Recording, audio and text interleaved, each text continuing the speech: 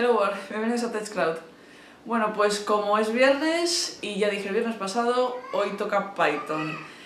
Hoy os voy a explicar cuáles son los tipos de datos en Python y cómo declarar variables para poder trabajar con esos tipos de datos.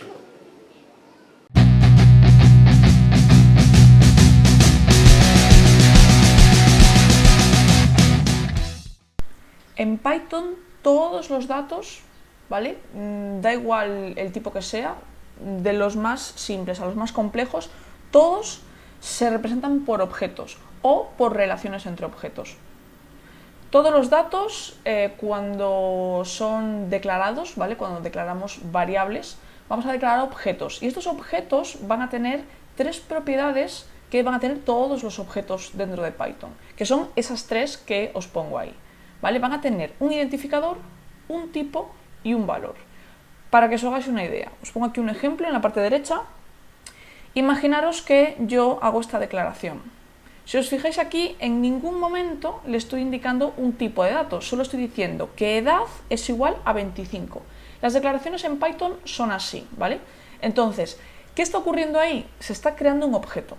El objeto va a tener tres propiedades, las tres que os he dicho. Va a tener un ID, que es la edad, va a tener un tipo, que en este caso, en el ejemplo, será un entero, y va a tener un valor, que en este caso es el 25 que yo le estoy dando.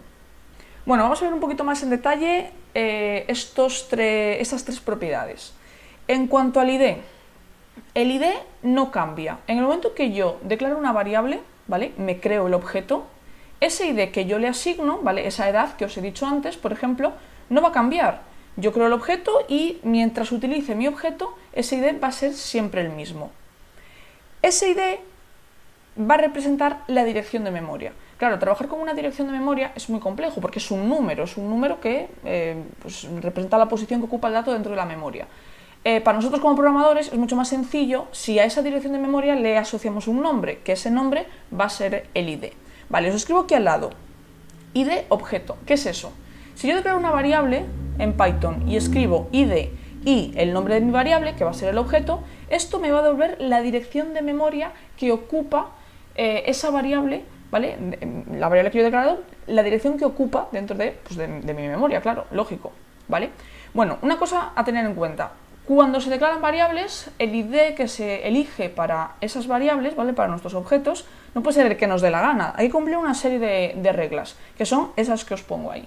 ¿Vale? Debe ser descriptivo. A ver, evidentemente, si no ponéis un ID descriptivo, compilar va a compilar y va a funcionar. Pero luego posiblemente os volveréis locos diciendo, ¿qué era esto? No sé lo que era. Vamos a procurar poner IDs descriptivos. Si yo quiero guardar un precio, pues voy a darle como nombre a mi objeto precio. Si quiero guardar la edad de una persona, voy a darle como nombre, como ID, edad, ¿vale? Algo que sea descriptivo, que describa un poco la información que contiene nuestro objeto, ¿vale? Bueno, tiene que comenzar por letra o por subrayado, no puede comenzar por ningún otro carácter, si no, es un ID incorrecto. El resto de caracteres que componen el ID tienen que ser alfanuméricos, es decir, van a poder ser tanto números como letras o subrayados, ¿vale? Y mucho cuidado porque Python es case sensitive. ¿Qué significa eso? Significa que si yo me declaro un objeto escrito en mayúscula, ¿vale? Yo le doy al ID, por ejemplo, edad y pongo la E en mayúscula. Si luego me declaro otro objeto nuevo que lo llamo edad en minúscula, puede tener dos objetos, edad en mayúscula y edad en minúscula. Son diferentes, ¿eh? Tened cuidado. Si lo escribís en mayúscula y luego lo intentáis usar en minúscula, os va a decir que no existe. Bueno, antes de continuar voy a hacer un pequeño ejemplo de esto que os he dicho del ID, ¿vale? Solo para que quede claro, porque es casi de palabra, todo es muy bonito, pero bueno, vamos a ver en la práctica cómo declarar una variable, cómo declarar un objeto y cómo obtener esa información del ID que os estoy diciendo. Bueno, he abierto el ID de Python que os comenté en el vídeo anterior, IDLE, ¿vale? Lo tengo abierto, lo he ejecutado ya y ya lo tengo aquí. Voy a trabajar hoy sobre el shell, ¿vale? Sobre la propia consola, porque lo que os quiero contar hoy pues, es realmente sencillo, entonces no me merece mucho la pena crearme un archivo .py para esto, porque básicamente con escribir en la consola un par de líneas me llega. Luego más adelante, según vayamos complicando el código, sí que utilizaré archivos pues, para hacer programas completos, ¿vale? Pero bueno, hoy solo para explicaros esto voy a utilizar el shell. Así también veis cómo se usa el shell, cómo podéis ejecutar comandos aquí en Python y lo podéis ir probando, ¿de acuerdo? Bueno, voy a declarar una variable. Por ejemplo, número, ¿vale? Un id válido, claro, tiene que empezar por letra, entonces, número, por ejemplo, es un id válido, porque empieza por letra y contiene letras, entonces es válido. Por ejemplo, número 2 también sería válido, porque empieza por letra y tiene letras y números, sería correcto. Subrayado número también sería un id válido, ¿de acuerdo? Hay que cumplir lo que os he dicho. Bien, voy a darle un valor, por ejemplo, valor 3. Bien, yo ahí ya he hecho la declaración. Si yo ahora hago número, veis que me saca un 3, porque ahí está la declaración hecha. Bien, lo que os he dicho de la dirección de memoria. Yo en el momento que hago la declaración se crea el objeto y esto ocupa una zona de memoria, esto está ocupando memoria. Esa memoria yo puedo verla a través de la función id, ¿vale? Como os he dicho en la diapositiva, si yo escribo id y el objeto, en este caso número, esto me debería dar la dirección de memoria que está ocupando esta variable. Le doy y me da un numerajo. Claro, evidentemente, a mí trabajar con este número pues no me resulta nada cómodo. Me resulta mucho más cómodo utilizar el id, utilizar número. Para eso vamos a usar este id. Vale, voy a declararme otro, ¿vale? Por ejemplo, número 2. Y voy a ponerle un 8. ¿Vale? Lo ha creado. Si escribo aquí número 2, veis que me saca el 8. Y voy a volver a poner el id. Número 2, y veis que las direcciones de memoria son diferentes. Número tenía su dirección de memoria y número 2 tiene su dirección de memoria. Cada uno pues ocupa la dirección de memoria que sea. El id debe ser único. Bueno, y ya, último ejemplo, para que veáis lo que os digo de que es Case Sensitive Python. Yo tengo declarado aquí número en minúscula. Voy a declararme número con la n en mayúscula. Y le voy a poner valor, yo qué sé, 5, por ejemplo, ¿de acuerdo? Si yo ahora llamo a número minúscula, me saca el 3 de antes, ¿vale? Este 3 que yo había asignado aquí, número. Y si ahora lo escribo en mayúscula, me saca el 5. De hecho, hay un operador, que bueno, esto ya lo veremos en el vídeo de operadores que subiré. Hay un operador que me sirve para comparar estos IDs. Entonces, si yo hago número is número, vais a ver que me va a decir que es mentira, false. Es falso, porque cada uno tiene su propia dirección de memoria. Son objetos totalmente diferentes. Tened cuidado con esto, ¿vale? Porque Python es case sensitive, entonces no es lo mismo escribirlo en minúscula que escribirlo en mayúscula. Para él son dos objetos totalmente distintos. La siguiente propiedad que os he dicho que tienen todos los objetos es el tipo. ¿Qué es el tipo? Bueno, el tipo básicamente va a determinar el tamaño de la información dentro de la memoria. Dependiendo del tipo de dato, pues ocupará pues más o menos memoria. Y además el tipo también es el que determina las operaciones que se pueden realizar sobre esa información, ¿vale? Sobre esos datos. El tipo no se indica de forma explícita, se toma de forma implícita. Python lo interpreta dependiendo del dato que asignemos al objeto a la hora de crearlo, ¿vale?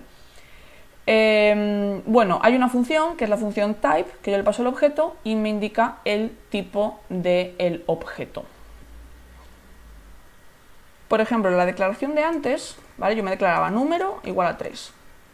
Yo aquí en ningún momento le estoy diciendo que número es un dato entero, ¿vale? Yo le estoy asignando un 3, pero no le estoy diciendo nada. Python interpreta ese valor. Si yo ahora uso la función type, me va a decir que esto es un entero.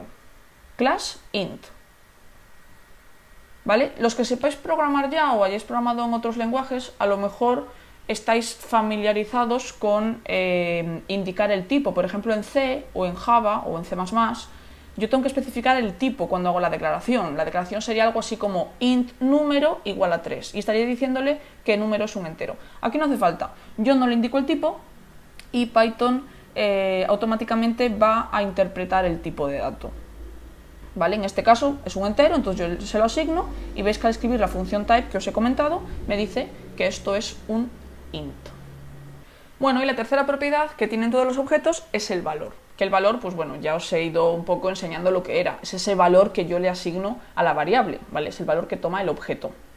Bueno, aquí cabe destacar dos cosas muy importantes. Los valores pueden ser mutables o inmutables. Bueno, ¿qué significa eso? Pues bueno, como su nombre indica, si el valor es inmutable, significa que no va a poder cambiar. Si yo tengo una variable, esto depende del tipo, el tipo es el que determina si el valor va a ser mutable o inmutable.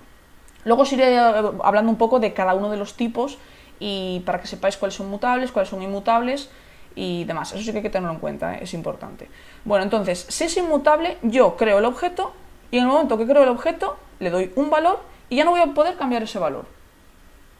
¿Vale? Si es mutable, yo creo el objeto y yo voy a poder ir alterando el valor de ese objeto. ¿Vale? Os voy a enseñar un par de ejemplos de cada, solo para que os hagáis la idea. Porque a lo mejor así dicho no queda muy claro. Pero bueno, vamos a ver un par de ejemplos. Bueno, voy a declararme otra vez la misma variable de antes. Ya soy una pesada, lo sé. Número 3. Bueno, esto como hemos dicho antes es un entero. Ahora de todos modos os voy a hablar del tipo entero un poquito más en detalle. El tipo entero es inmutable, ¿vale? Os lo adelanto ya. ¿Qué significa que es inmutable? Bueno, pues lo que os he dicho antes, que yo no voy a poder cambiar su valor. Entonces me diréis, bueno, yo me declaro un número, le doy valor 3 y ya no voy a poder volver a cambiar esto. Esto es una constante. ¿Qué sentido tiene? A lo mejor os choca, en plan, ostras, pero si luego quiero cambiarlo o quiero hacer algún tipo de operación, no voy a poder guardarla. Bueno, ¿qué significa que es inmutable? Vamos a ir por partes. Voy a mostraros primero el ID. ¿Vale? Ese es el ID de mi objeto. ¿Vale? Bueno, el tipo, veréis que es un entero, que el tipo ahora mismo me da un poco igual, pero bueno, ya que estoy, os lo voy a enseñar. Y el valor, pongo mi objeto, y el valor me dice que es 3. Vale. Voy a cambiarlo, ¿de acuerdo? Voy a decirle que el número ahora es 5. No me ha dado error. Vamos a mostrarlo. Número 5. Y ahora me diréis, pues sí que lo ha cambiado, nos has engañado, es mentira, sí que lo está modificando. Vale, vamos a mostrar el ID. ¿Qué ha pasado? Fijaros el ID de mi objeto y fijaros el ID que tenía antes. Ya no coincide. ¿Qué significa? Pues que yo he intentado cambiar un objeto inmutable. No es posible porque es inmutable. ¿Qué es lo que hace Python internamente? Libera la memoria y reserva memoria nueva para darle el nuevo valor. Entonces, ese ID queda libre, ya no existe el objeto porque lo libera, reserva memoria nueva, guarda el nuevo valor y evidentemente la dirección ha cambiado, porque es una reserva nueva, es un objeto nuevo. ¿Vale? Eso significa que es inmutable. Os voy a poner un ejemplo de mutable. Los tipos mutables no los voy a tratar en el vídeo de hoy, pero es solo para que veáis la diferencia. Hay bastantes tipos mutables que son bastante más complejos, entonces dedicaré vídeos a ellos, pero hoy solo quiero que entendáis la idea. Hay un tipo que es mutable, que es el tipo list, que es una lista de datos. Os voy a poner un ejemplo muy sencillo para que lo veáis. Voy a llamar una variable lista, por ejemplo, y le voy a asignar una lista de valores, ¿vale? Eso es un list, ¿vale? Yo creo ahí el objeto y si yo muestro el valor, veis que me muestra la lista, 1, 2, 3, ese es el valor. Vamos a mostrar el ID. Lista. Vale, ese es el ID que tenemos. Ahora voy a intentar modificar el valor, ¿vale? Bueno, yo os digo que esto ahora mismo tampoco hace falta que os quedéis con ello, o sea, con la función que voy a usar ahora. Esto es una clase que ya la veremos, tiene un método que es el método append, que me permite añadir datos a esta lista. Yo tengo una lista y puedo modificarla añadiendo más datos. Que esto ya lo veremos con calma, ya os digo. No os preocupéis ahora, que es solo para que entendáis la idea. Voy a añadir un 4, veis que no me ha dado error, y si yo ahora muestro la lista otra vez, veis que hay un dato nuevo. La lista antes era 1, 2, 3 y ahora es 1, 2, 3, 4. He modificado su valor. He modificado su valor, pero la pregunta ahora es, ¿he modificado también su ID? Si el ID ha cambiado, entonces es inmutable, está ocurriendo lo de antes. Si el ID sigue siendo el mismo, entonces es mutable. Pues vamos a ver el ID. Y si os fijáis, es exactamente el mismo ID. ¿Qué significa? Que yo sí puedo modificar la información de este objeto. Puedo modificar el dato sin tener que hacer un nuevo objeto, ¿vale? No se reserva memoria nueva. Esa es la diferencia entre inmutable y mutable. Bueno, y una última cosa relacionada con esto de las direcciones de memoria, que creo que es bastante interesante y es bastante importante tenerlo en cuenta. Sobre todo con los tipos inmutables, ¿vale? Con los datos inmutables. Voy a declararme una variable, voy a llamarla número, le voy a dar valor 5. Y voy a declararme otra, número 2, y le voy a dar valor 6. Vale, si muestro la dirección de memoria de número, bueno, esa es la dirección, y voy a mostrar también la de número 2.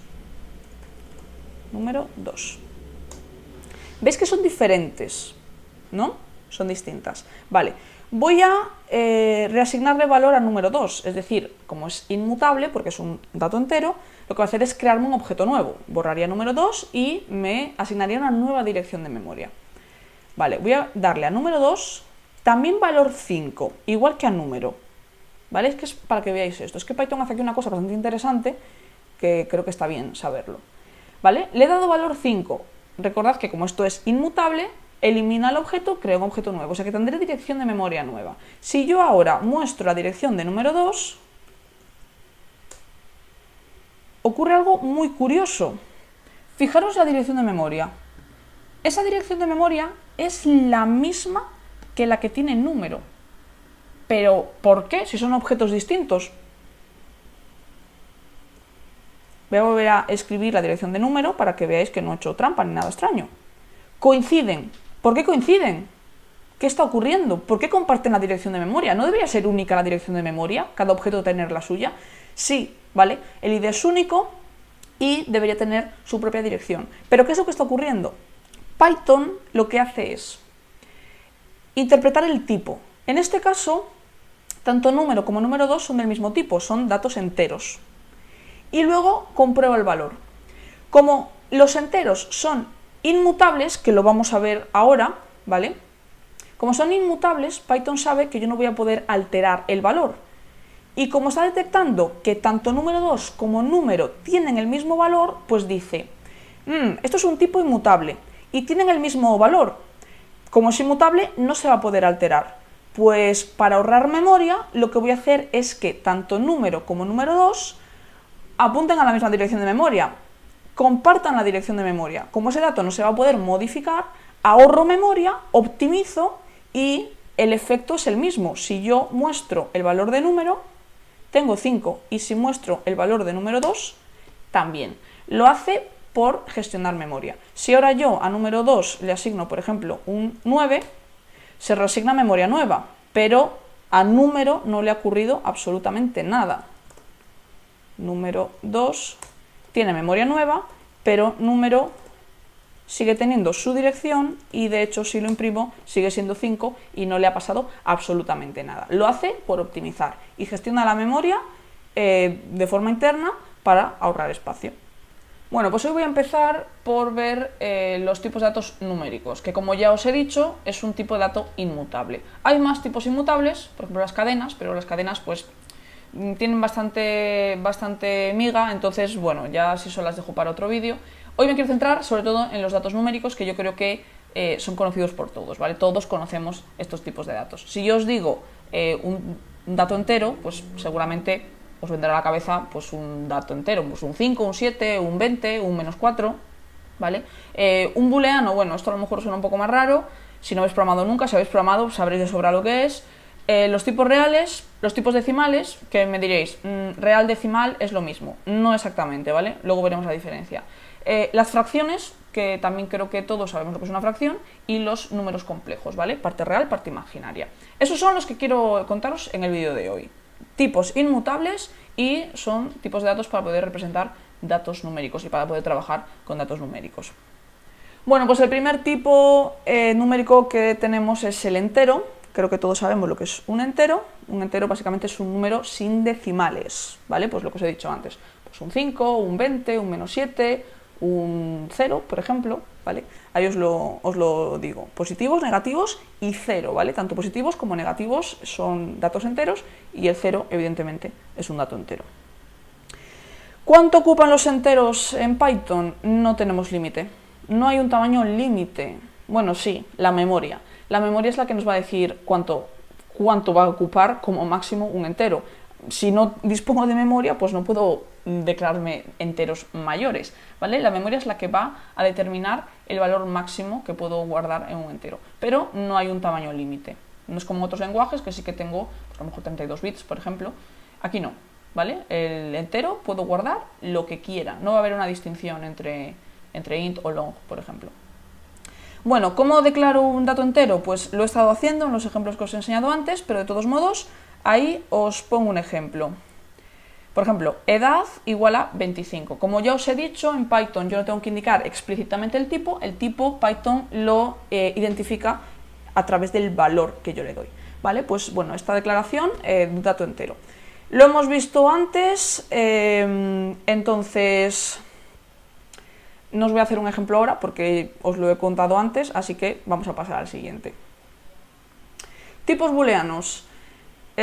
Para quien no haya programado antes, el tipo booleano viene derivado del álgebra de Boole. A ver, que el momento que oímos la palabra álgebra ya es como... ¿Qué me va a decir ahora? Vale, los que hayáis programado ya, pues sabréis lo que es un booleano. Los que no, pues es muy fácil. Un dato booleano es un dato que solo puede tomar dos valores, o valor verdadero o valor falso. De hecho, en Python hay dos constantes ya definidas, son palabras reservadas, que son true y false. True escrito en mayúscula y false escrito también en mayúscula. Esas dos palabras están ya declaradas, existen, son palabras reservadas y son los dos únicos posibles valores que yo puedo asignar a un booleano. Un booleano puede ser true, entonces representa un valor verdadero, o puede ser false, entonces representa un valor falso. Y ya está.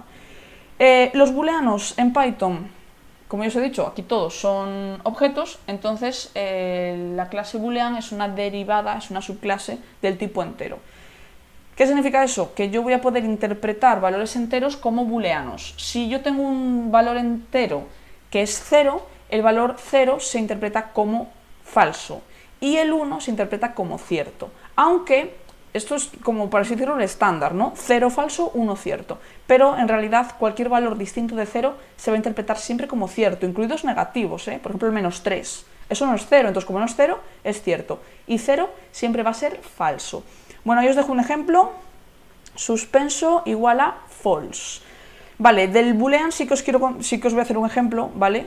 Porque lo que he estado haciendo antes eran enteros, lo que he hecho durante todo el vídeo eran enteros, entonces vamos a ver un poco cómo usar un booleano. Bueno, la forma de declararlo es la que he estado usando todo el rato. Voy a declararme una variable, por ejemplo, voy a llamarla suspenso. Imaginaos que yo quiero saber la calificación de un examen. Un examen o está aprobado o está suspenso. No puede tomar más valores que eso. Bueno, a no ser que queráis guardar notas, pero o está aprobado o está suspenso. Entonces, si solo puede tomar dos valores, pues un booleano aquí me vendría bien. Por ejemplo, suspenso, voy a darle valor true. ¿Qué significa? Que es verdadero. ¿Vale? Ya tengo mi boolean. Vamos a usar la función type que os he contado antes para ver el tipo. ¿Vale? ¿Veis? Class bool. Ahí tengo el tipo. Este tipo booleano.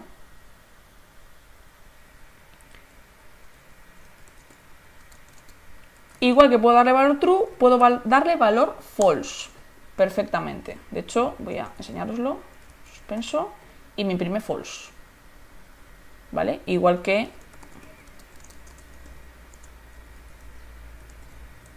me imprime true. ¿De acuerdo? Son los dos posibles valores que me puede dar una variable booleana. O sea, no puedo darle más, ¿vale? O true o false. Bueno, el siguiente tipo numérico que tenemos es el real, ¿vale? ¿Esto qué son? Pues datos con decimales, números con decimales. Vale, los reales en Python sí tienen un tamaño limitado, que son 64 bits. Los que ya sepáis programar, pues esto sonará al tipo double en otros lenguajes. Por ejemplo, en Java o en C tenemos el tipo double y el tipo float, hay una distinción. Bueno, aquí no. Aquí hay un tipo real, que es el float, y solo hay ese. No vamos a distinguir entre simple precisión y doble precisión. Aquí directamente los reales son de doble precisión, ¿vale? Son 64 bits. Entonces, son reales de doble precisión. Tienen mayor precisión que los reales de simple precisión, que eran la mitad, que eran 32 bits. Vale, entonces en Python solo 64 bits. Vamos a poder representar números reales con signo exponente y mantisa. Bueno, ¿qué significa todo esto? Pues que voy a tener números reales tanto positivos como negativos, voy a poder trabajar con exponentes, pues por ejemplo 10 elevado a no sé cuánto, y la mantisa, que la mantisa son pues la parte decimal, todo lo que hay detrás del punto, ¿vale? Toda esa parte de ahí, pues es la mantisa.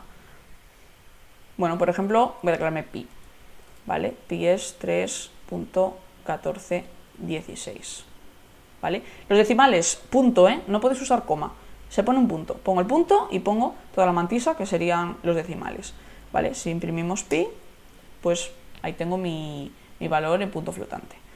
Bueno, ¿puedo guardar números negativos? Sí.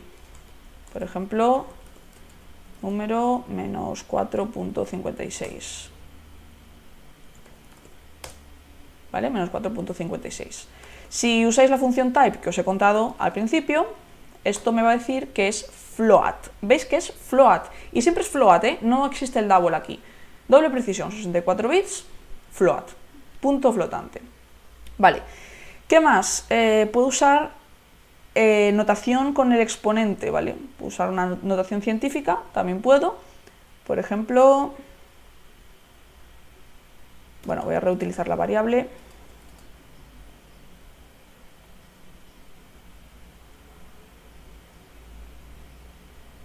Por ejemplo, 4.35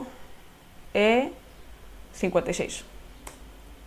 Si ahora hago número, pues veis, ahí tengo la notación científica con su exponente. O sea, podéis usar toda esta notación.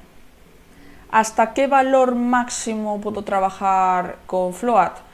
No puedo poner los exponentes que quiera, no puedo poner los decimales que quiera, no puedo poner el tamaño que quiera. Ten en cuenta que aquí sí que tengo un límite, no es como en el int que tengo, pues el límite es la memoria, aquí sí que tengo un límite, son 64 bits. Si queréis ver la información que soporta vuestra máquina con relación al punto flotante, ¿vale? Podéis utilizar una función, tenéis que importar, hay que importar la clase sys, y sys tiene una función que es float_info. Eso os va a dar toda la información del punto flotante con respecto a vuestra máquina, ¿vale? Tendréis información relacionada con el valor máximo, ¿vale? Exponente máximo, exponente en base 10, valor mínimo, mínimo exponente, mínimo en base 10, teniendo en cuenta los negativos, ¿vale? Dígitos, cuántos dígitos tiene la mantisa, epsilon. Epsilon es un valor relacionado con la máquina, ¿vale? Es como una especie de límite.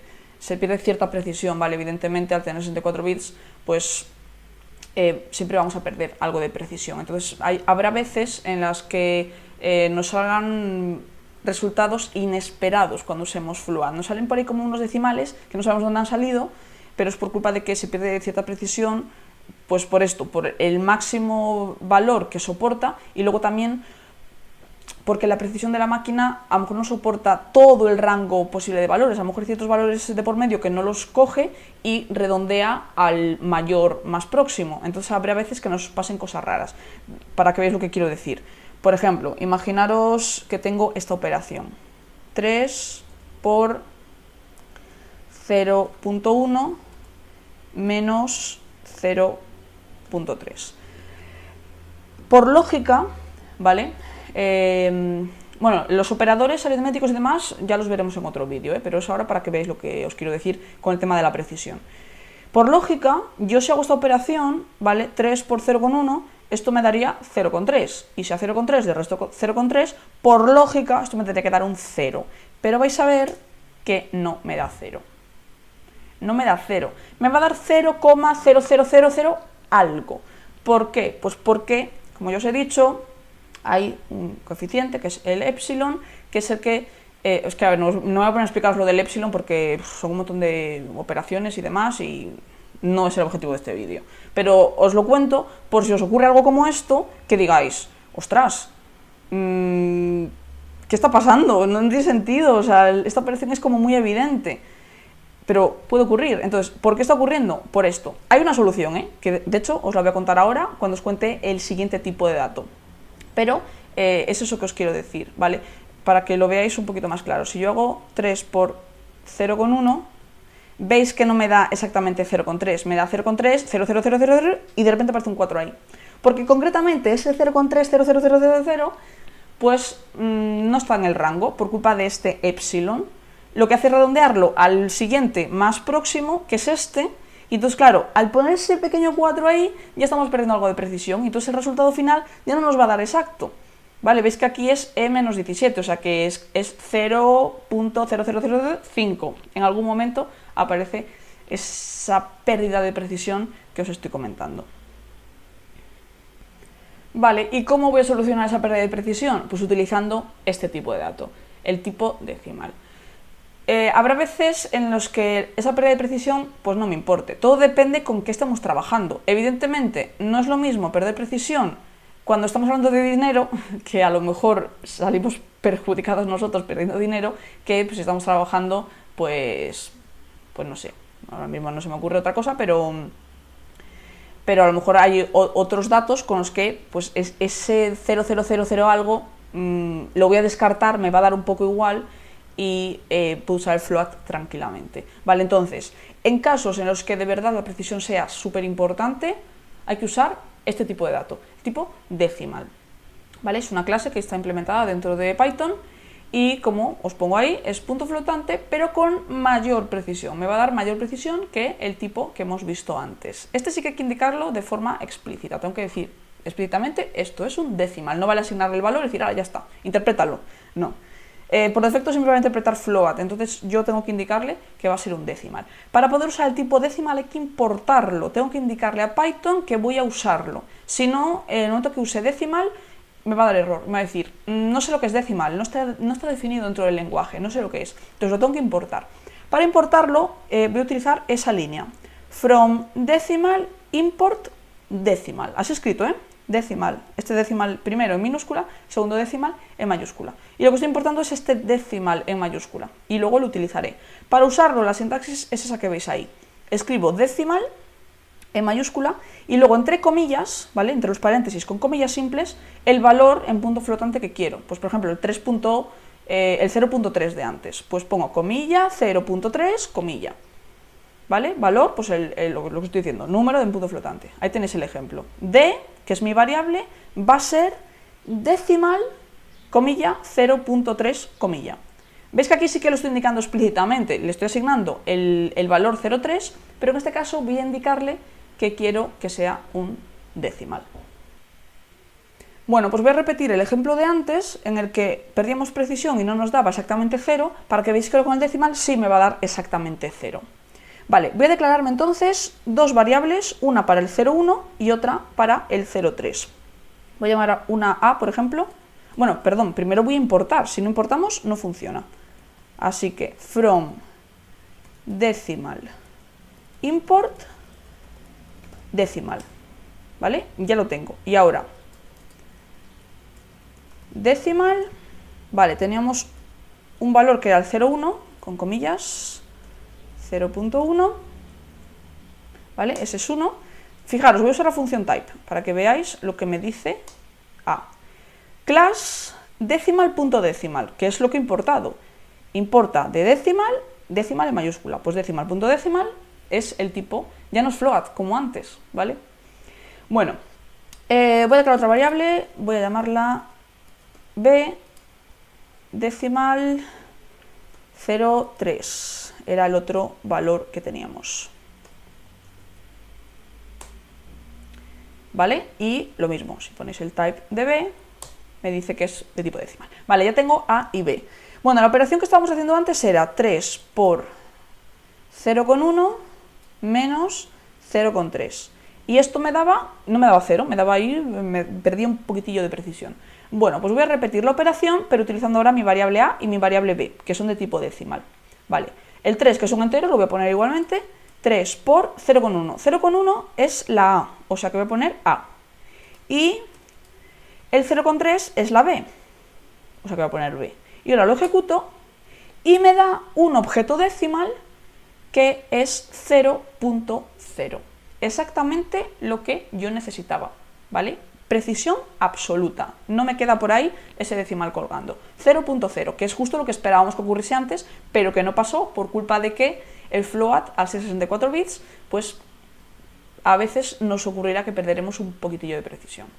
¿Y qué ocurre si yo quiero representar también los datos en punto flotante, pero no con decimales, sino en forma de fracción? Habrá veces en los que a lo mejor yo tenga pues 5 partido 2, 7 partido 4, pero no me interesa el resultado de fracción, el resultado en decimal, perdón, me interesa tenerlo representado como fracción. Bueno, pues Python también me permite hacer eso, ¿vale? Existe una clase que es la clase fraction que me va a permitir representar fracciones. También hay que importarla, ¿vale? Igual que ocurría con decimal, la tengo que importar utilizando from fractions import fraction. Y fraction es lo que voy a usar. La sintaxis es fraction y dos valores. A será el numerador y B será el denominador. Yo lo que quiero representar es esto, A partido B. Pues A numerador y B denominador. Se colocan en ese orden y ya tendríamos la fracción. Hay que tener en cuenta que Python internamente siempre va a calcular el mínimo término. Pongamos lo que pongamos, siempre internamente lo calcula. ¿Qué significa eso? Os pongo aquí un ejemplo. Yo aquí me estoy creando un objeto de tipo fraction, que en este caso es 10 partido 6. Claro, 10 partido 6 no es el mínimo término, yo esto puedo reducirlo, ¿vale? Según lo estoy declarando, fraction 10,6, yo lo que estoy declarando es 10 partido 6, pero internamente Python lo va a convertir en 5 partido 3. Entonces, luego yo podré acceder al numerador y al denominador de forma independiente, porque f va a ser un objeto de la clase fraction, y va a tener pues, los dos valores, ¿vale? Entonces, con un punto voy a hacer f.numerator y esto me va a dar el numerador, pero me lo va a dar ya reducido. Y f.denominator me va a dar el denominador, pero ya reducido. No me va a dar el 10 y el 6, me va a dar ya el 5 y el 3, ¿vale? Mínimo término. Vale, pues venga, vamos a ver un ejemplo. Bueno, pues lo primero, importar. From fractions import fraction. Vale, ya lo tenemos importado. Vamos a declarar una fracción. Vale, pues lo que os he dicho.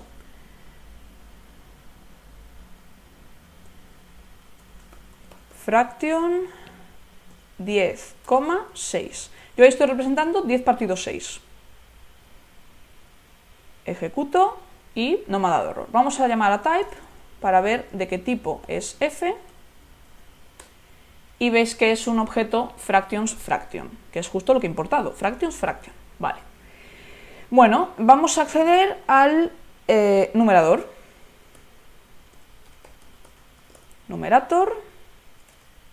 Y veis que saca 5, no saca el 10, porque lo ha reducido, ¿vale? Ha simplificado. 10 es 5 y vamos a sacar el denominador. Denominator, y ves que saca un 3. Era 6, pero lo ha reducido. 10 partido 6 es 5 partido 3. Perfecto. Si imprimimos directamente, el valor es fraction 5,3.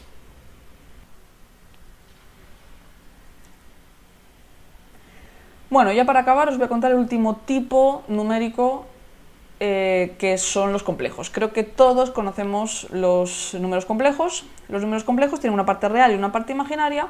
Y bueno, supongo que sonará la sintaxis A más B, I. Bueno, aquí se utiliza la notación de ingeniería que es usando la J, no se usa la I. Si ponéis la I os va a dar un error. Se utiliza la J. Entonces, A, parte real, B, parte imaginaria.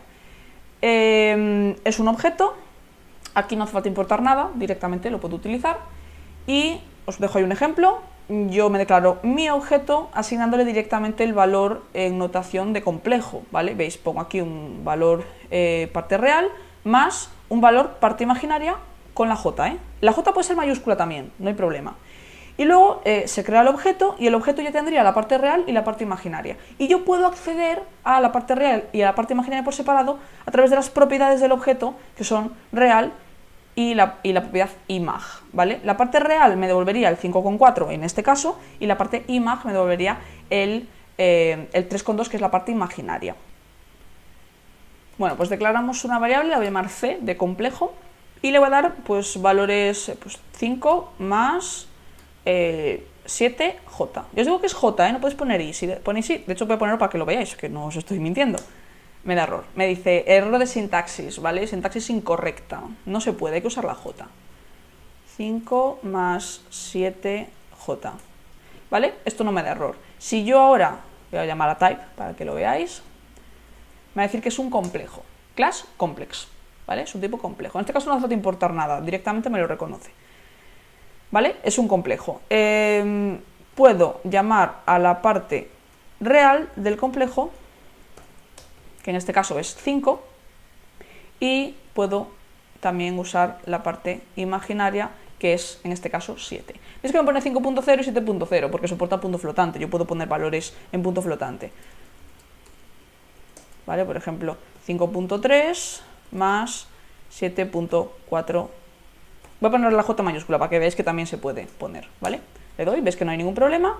Si imprimo el complejo, bueno, puedes imprimir el complejo también, o sea, trabajar con complejo directamente, ¿vale? Es que yo aquí he accedido a la parte real y la parte imaginaria, pero se puede trabajar en conjunto. Si tengo más complejos, puedo operar en conjunto con todo, usando el objeto, ¿vale? Veis que me pone 5.3 más 7.4j, ¿vale? Y bueno, los complejos pues tampoco tienen mucho más. Espero que os haya gustado el vídeo y os haya sido de utilidad. Si es así, dadle a me gusta, compartidlo en las redes sociales, suscribiros al canal y no dejéis de visitar la web. Os dejo, como siempre, el enlace en la descripción y nos vemos en el próximo vídeo.